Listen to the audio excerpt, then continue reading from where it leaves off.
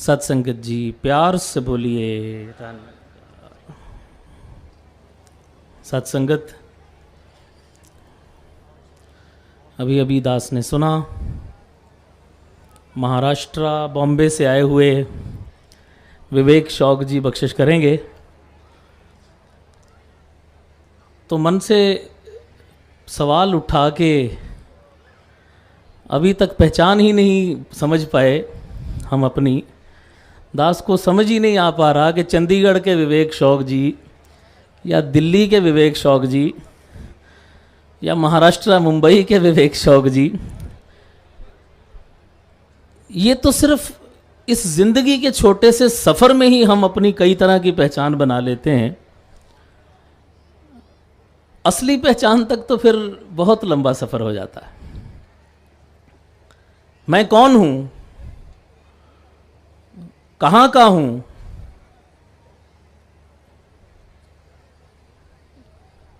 ये अपना अपना पर्सपेक्टिव है। सत्संगत, बहुत रेफरेंस दिए जिंदगी में, वेदों ग्रंथों शास्त्रों की बातें सुनी और कहीं महात्माओं से सुनी हुई बातों में से कुछ परिभाषाएं बनाई गईं, लेकिन हर थोड़े समय के पश्चात ऐसा लगता था कि नहीं भाई, वो जो मैं कल तक कह रहा था वो तो शायद ठीक नहीं था।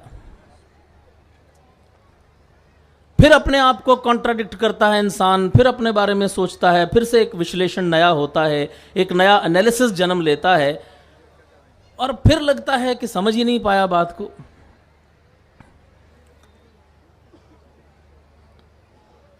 बड़े दावे के साथ जिन सवालों के जवाब देते रहे, वो कुछ समय बाद वो जवाब अपने आप ही झूठे साबित हो जाते हैं। कुछ समझ में नहीं आता कि मैं क्या हूं, मैं कौन हूं, कहां का हूं। फिर साथ संगत,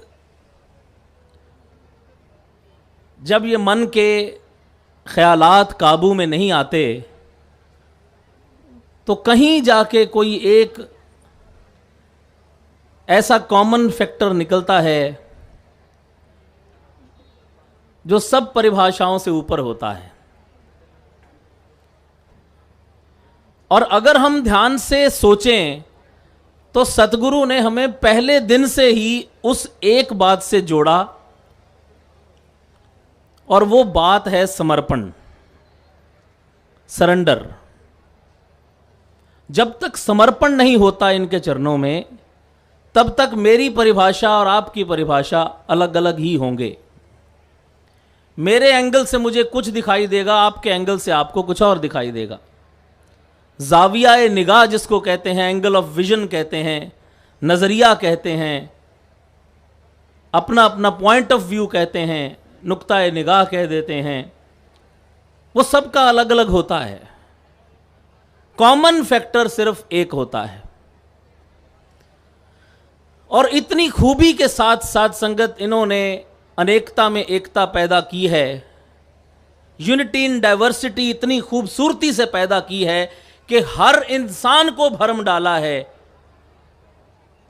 कि मैं ही सोच रहा हूं और जो मैं सोच रहा हूं वो सही सोच रहा हूं। दास कुछ दिन पहले मुंबई में ही एक सत्संग में ये बात कह रहा था कि अगर मैं कुछ नहीं सुनना चाहता तो मेरे पास ऑप्शन है कि मैं अपने कान बंद कर लूं। अगर मैं कुछ नहीं देखना चाहता तो मेरे पास ऑप्शन है कि मैं अपनी आंखें बंद कर लूं। लेकिन अगर मैं कुछ नहीं सोचना चाहता तो मेरे पास कोई ऑप्शन है कि मैं कोई ऐसा खिड़की दरवाजा, कोई ऐसा ढक्कन बंद कर लूं जिससे मेरे दिमाग में थॉट ना आए। ऐसा नहीं है। इसका मतलब मैं मजबूर हूं, जो ये सुझाएगा वो मैं सोचूंगा। उसके आने जाने पे मेरी इसने बंदिश ही नहीं रखी, फिजिकली भी मेरे हाथ में कुछ नहीं रखा। और उसके बाद हम ये सब जानते हैं कि we are all driven by the thought. हमारी जिंदगी को क्या चलाता है? हमारा थॉट, यही कहा जाता है। और थॉट इसने अपने हाथ में रख लिया। तो साथ संगत अब हम ध्यान से देखें कि वो रिमोट जो दूर बैठे ही वॉल्यूम ऊपर कर देता है, चैनल चेंज कर देता है, वो किसी को दिखाई दे ना दे, बटन लगे लगाए रह जाते हैं टेलीविज़न के ऊपर, लेकिन रिमोट से ही सब कुछ हो जाता है। वो हर चीज़ का रिमोट जो है वो इन्हीं के हाथ में होता है।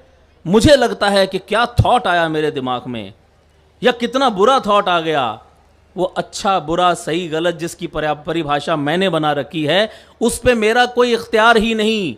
कोई दुनिया का ईमानदार से ईमानदार आदमी साथ संगत ये दावा नहीं कर सकता कि आज तक कभी मेरे जहन में कोई बेईमानी का ख्याल नहीं आया। और किसी बेईमान से बेईमान इंसान के लिए हम ये नहीं कह सकते कि इसने जिंदगी में कभी अच्छा ही नहीं सोचा, क्योंकि सोच इसके हाथ में है, थॉट इसके हाथ में है।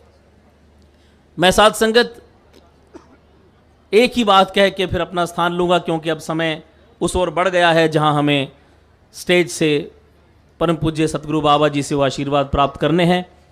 लेकिन साथ संगत दास वो बात सिर्फ कह के आपसे इजाज़त चाहेगा कि एक बच्ची ने एक बार दास के साथ कुछ अपने मन के कुछ विचार साझा किए।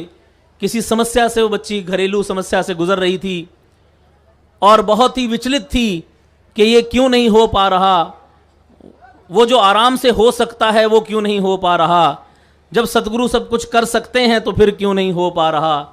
ऐसे कई तरह के सवाल जिनका साथ संगत जो भी कुछ जवाब हो सकता था दास ने प्रयास किया, समझाने की कोशिश की, लेकिन साथ संगत वो बात जब तक ये ना चाहे बनती नहीं, और जब ये चाहते हैं तो किसी के समझाए बिना भी बन जाती है। कुछ दिनों के बाद वो बच्ची रोती हुई कहने लगी, मुझे आपसे एक बात करनी है, जो आप उस दिन मुझे समझा रहे थे और मुझे समझ नहीं आ रहा था, वो कल मुझे समझ आ गया। साथ संगत थोड़ी सी आपकी तवज्जो चाहूंगा, थोड़ा सा ध्यान चाहूंगा कि उस बच्ची ने जो बात सुनाई उसको तो क्या समझ में आनी थी, दास की कई समस्याओं का वो हल समझ में आ गया। उसने एक बात कही, उसने कहा कि भैया मैं कल टेलीविज़न पर डिस्कवरी चैनल में एक कार्यक्रम देख रही थी। ध्यान दीजिएगा साथ संगत, खास बात है, सुनिएगा कि डिस्कवरी पे मैं एक चैनल पे एक कार्यक्रम देख रही थी। उसमें मैंने देखा कि छोटा सा एक भेड़ का बच्चा एक कांटे वाली तारों का जो गुच्छा जिसको हम बॉब वायर्स कहते हैं उसके बीच में कहीं फंस गया, बढ़ता बढ़ता कहीं आगे निकल गया, बीच में जाके फंस गया। अब वो बच्चा तड़प रहा है, छोटा सा बच्चा है, उसको चारों तरफ से वो कांटे चुभ रहे हैं और वो बाहर निकलने के लिए थोड़ा सा भी हिलता है तो उसकी चीख निकल जाती है, क्योंकि कांटे चारों तरफ हैं। और उस भेड़ के बच्चे का जो मालिक है वो वहां पहुंचा, आया, उसने देखा, लेकिन उसने उस बच्चे को निकाला नहीं। उसने मुआयना किया, वो वापस गया, उसने एक कैंची जैसे कुछ कटर लेकर आया और पीछे से कहीं से उसने वो तारें काटनी शुरू की।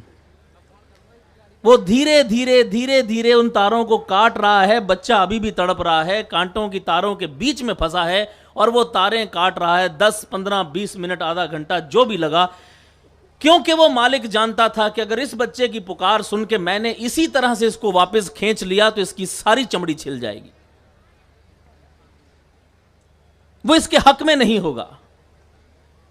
वो मालिक तारें काट के रास्ता बना रहा है और रास्ता बनाने के बाद जब वो रास्ता बन गया तो उसने आराम से उस बच्चे को वहां से बाहर निकाल लिया।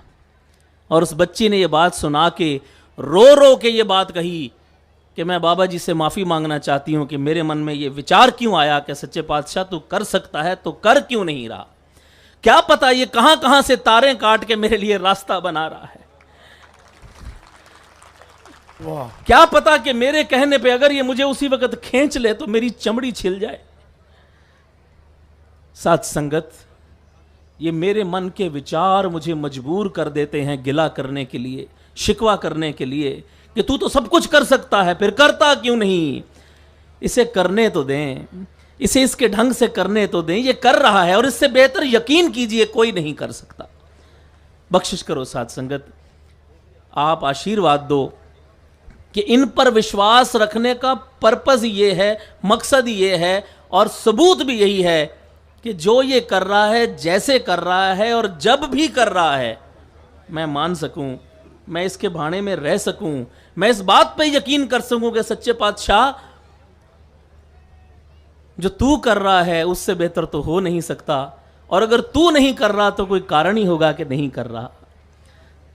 साथ संगत सुखमनी साहब की वो लाइन आती है, डैडी हमारे जरूर वो जिक्र किया करते थे कि इसते होए सो ना ही बुरा औरन कहो किने किच करा, कि जो इसते होता है, इसके हाथों होता है, वो तो बुरा होता नहीं, और आप बता दो कि इसके अलावा और कोई कर रहा है। अगर यही कर रहा है तो फिर तो अच्छा ही हो रहा है। दास तो यही आपसे आशीर्वाद मांगता है अंत में कि कृपा करो, इस सारी बात के बाद तो जहन में यही ख्याल आता है कि दुनिया में अगर मुझे कोई भी चीज़ बुरी लग रही है, या मैं किसी चीज़ के बारे में कह रहा हूं कि भाई साहब जी ये तो बड़ा गलत हो रहा है, ये सही नहीं हो रहा, तो कहीं ना कहीं मैं बनाने वाले की निंदा कर रहा हूं। अगर एक फिल्म के बारे में मैं कह देता हूं कि ये फिल्म अच्छी नहीं है, तो फिल्म का क्या कसूर है, बनाने वाले को फिल्म बनानी नहीं आई, मैं मेकर की तारीफ या मेकर की निंदा कर रहा हूं। इसी तरह साथ संगत रचना की हुई बुराई रचनहार की बुराई है, रचना की हुई तारीफ रचनहार की तारीफ है। आज के बाद आपसे साथ संगत यही दुआ मांगता हूं कि दुनिया में कुछ भी बुरा नहीं है, मुझे लगता है तो कहीं ना कहीं मेरी समझ का फर्क है। साथ संगत आओ इन पे वो विश्वास बन जाए कि जो तुद भावे साई भली कार, तू सदा सलामत निरंकार।